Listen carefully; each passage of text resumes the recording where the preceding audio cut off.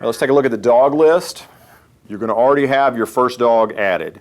So this is where you go in to make adjustments to that dog. Go into the screen, you select your dog, and this is everything that you have on this particular dog. It's got his name, it's got the color of the track. From this screen, you can go in and you can make changes to it. You want a different color for the dog, you want to match the strap. Mine is a black strap. You want to change the dog's name. Select the name. All right. Here's your other information as far as the ID number on your dog, which includes your track code and your control code. You can share that information with other folks if you need to. It shows the status of your dog. It shows battery life of the collar, GPS, communication strength, and then your update rate. Update rate is how often the collar and the handheld are speaking to each other. The faster, the better. And then you can also adjust your collar light from here. All right. Also from this screen, you can access some of the other things that you can change. You've got your 3-bar menu at the bottom. You click on that, and you have several things here that you can do. You've got rescue mode, which puts the collar into a 2-minute update rate in case your battery's getting low. You can change the ID if you have a collar that's conflicting with another one. You can change your dog type. As a general rule, you're gonna have a pointing dog or a treeing dog. You can share the collar wirelessly with someone else's handheld. You can update your codes. You can use the legacy codes for someone that's got an older system, or you can remove the dog. So you have 3 icons across the top here. The middle one is data on the dog that you're tracking right now. So this is similar to the information that you're getting in the hunt section. It's got the distance that he is from you, distance traveled, average speed, time. When you reset a collar, this information will reset itself. And then the third icon shows the dog on the map. Now also on the dog list, you have 2 other sections. Not only is this where you contain information about your dogs, but it's also where you handle information about other handhelds. The 200i can communicate with both Alpha 100 and Alpha 200i handhelds. And so this is a spot where you do that. You can add those handhelds in here and pair your handheld to others. I highly recommend that you do this immediately. If you've got a buddy that's got another handheld, whether you want to communicate with them in the field and track them in the field, that's not really the most important part. What's great about being able to track the handhelds is that if your buddy has your handheld in his handheld and you lose your handheld, you can call him up and say, hey, I need some help. I need to find my handheld, and he can come in and track your handheld and get you real close to it. It's a great way to not lose your handheld in the field. But if you hunt with folks and you want to be able to track them, and you also want to be able to communicate with them via the handheld, this is where you set that up.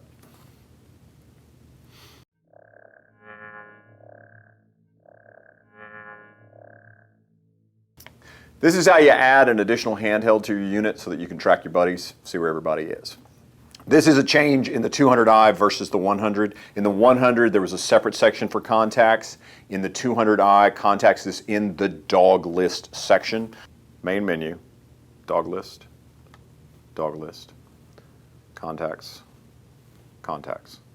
We're going to add, and then we're going to pair the handheld, and then it gives you a prompt right here on the screen. On the other handheld, you select pair, and then you give it a second. All right, so now the unit that has received the information is going to come up here, successfully added. We're going to finish. Okay, and then we're going to add, pair handheld. We're going to pair.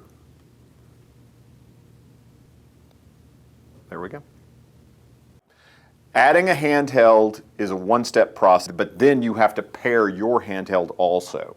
So this is one of those things that's a little tricky. You have to add and pair to have both of them in there. Now, you can just add somebody else's unit and track it, but they won't have yours. And so to do both, you've got to add and you've got to pair.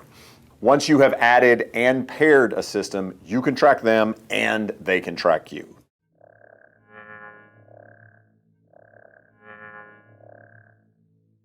We have one other section in the dog list, and that is your group function. This is something new. This allows you to take your dogs and put them into groups. It also allows you to take other people's dogs and put them into groups. What's great about the group function is that if you hunt with a bunch of different folks and you like to track their dogs, you can put all their collars into one little folder, and you can cut them on and cut them off by just selecting, the group, and you add a device to it, black, All right, and then you can activate the group, or you can deactivate the group. It allows you to activate all your buddies' collars in your handheld at one time. It's just a great way to manage large numbers of dogs. I don't do a lot of this. If I'm hunting with somebody else, I generally don't track their dogs unless we have a problem. But you can, and a lot of people like to. And so, and then you've got guys that are running in large groups of dogs. Say, your hound guys and your competition guys, and it's very common to track the dogs that your buddies are running. And so this was designed to make that a lot easier. I've added a bunch of collars, black collar, blue collar. I've got a couple of T5s. These first two collars are mine, but everything else belongs to other folks. I've also got 3 handhelds that I'm tracking. I'm gonna make some groups to make it all pretty. So we're gonna create a group. And the first group we're gonna do is Rob. Okay. And now I'm gonna go to the Rob folder and I'm going to manage it. And I'm going to add a device. So Axel goes into the Rob folder. And then I'm going to go to Rob's Alpha. All right. Now I'm going to deactivate that group. And now when I go back over to here, I go to my group folders here. I've got Rob and I've got ungrouped. All right, now I'm going to create a new group. These are going to be, I'm going to call it my collars.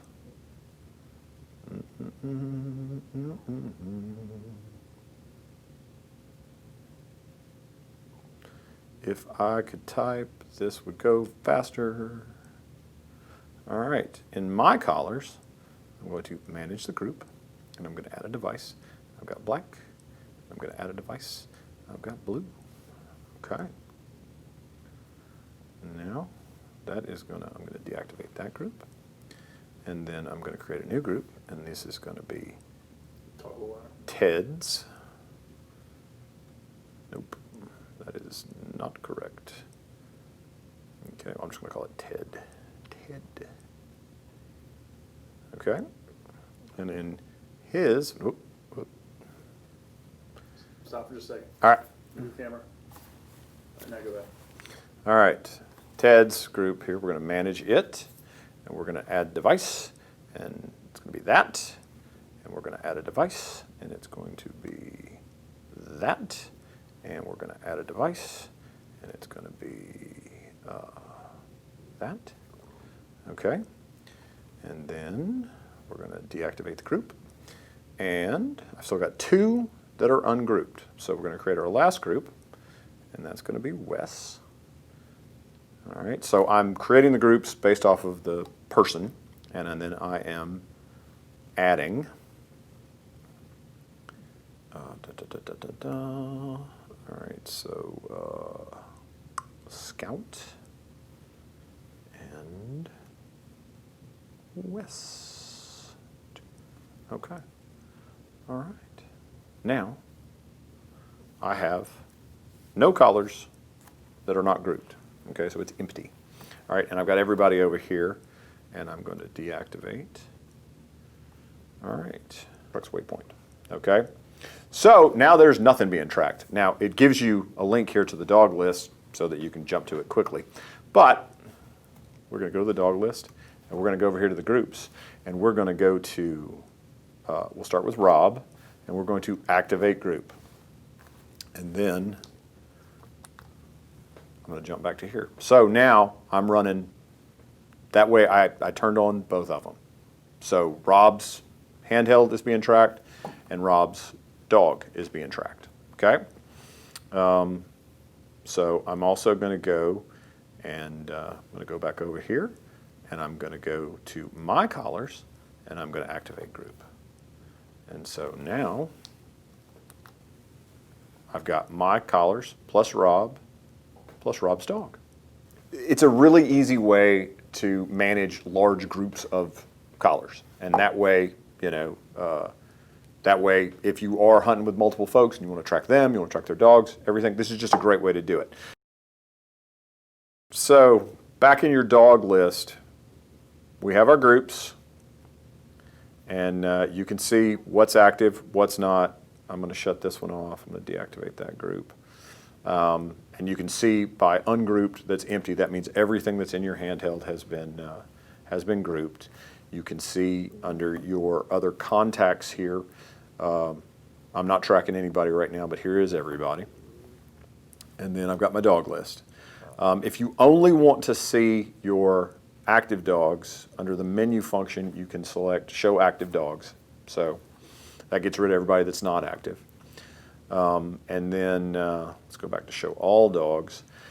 Another option that you have here is that if you have entered all of these collars and you want to change the order of them, you go to Reorder Devices, and you select black, and down here at the bottom you have an up arrow and a down arrow.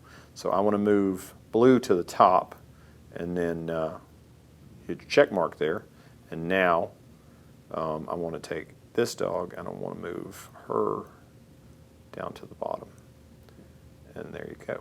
Now, so if you'll notice on here that I switched the order of the black and the blue dog, and when I go back to my compass view, now they have changed directions here. So let me show you. They've changed positions. So blue's now first, and so it's just one of those things where if you want to see it that way, that's an easy way to do it. Let me show you that one more time. I go to Dog List, I go to Menu, I go to Reorder Devices. Now I'm going to take the black dog and I'm going to move him back to the front, hit my check mark, and then go to the compass screen, and now they've changed. Black's on the left, blue's on the right. That is pretty much everything in your group section. So that's how you manage groups. It's a really nice feature. It's going to help folks that are tracking a lot of dogs, allow you to put everything into folders and groups, and that way you can activate and deactivate very quickly.